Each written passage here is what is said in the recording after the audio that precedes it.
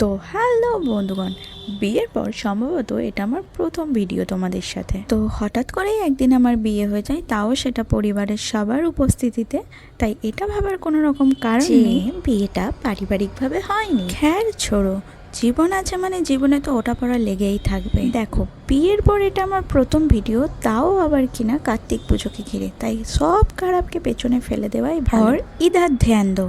দেখো, কার্তিকের মা কিন্তু কার্তিকের জন্য অলরেডি ভোগ রান্না করা শুরু করে দিয়েছে। আর ভোগে ছিল 5 রকম ভাজাভুজি, পোলাও, পনির, কাবলি ছোলা, চাটনি, পাঁপড়, পায়েস, লুচি।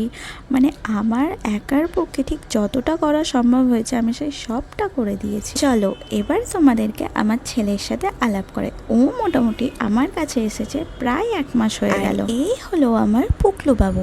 আর এদিকে তার মাঝে ঠিক কতটা ফাঁকিবাজ সে জানেই না। ইনকমপ্লিট আলপনাটাকে কমপ্লিট বলেই পুজোর দিনে চালিয়ে দিয়েছে। আর আমি যে কি মারাত্মক লেভেলের পাপ করার পর আমার পতিদেবকে একটা ভিডিও ক্লিপ নিতে বলেছি, আর সে যে কি কঠোর পরিশ্রমের দ্বারা চেষ্টা করেছে সূর্যের যত রকমের ঝলকানিটা আমার মুখের ওপরে এসে পড়ুক, সেটাই তোমাদের সামনে তুলে ধরা। আমার এসব দুঃখের কথা আমি তোমাদের সাথে শেয়ার করবো না তার কার সাথেই বা করি বলো? অ্যাট লাস্ট আমি এটাতে বিশ্বাসী, all is well and good. আর যেহেতু আমি পুজোয় ব্যস্ত ছিলাম, তাই পুজো ছাড়া বাকি চারিপাশে আর কী সব ঘটেছে সেই সব কিছুর ভিডিও কিন্তু আমার কাছে নেই।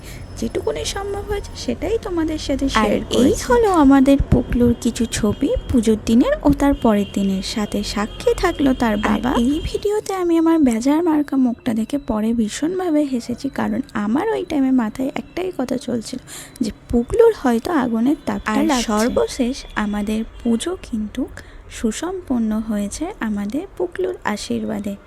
আর দেখা হচ্ছে তোমাদের সাথে পরে অন্য কোনো ভিডিওতে। টাটা।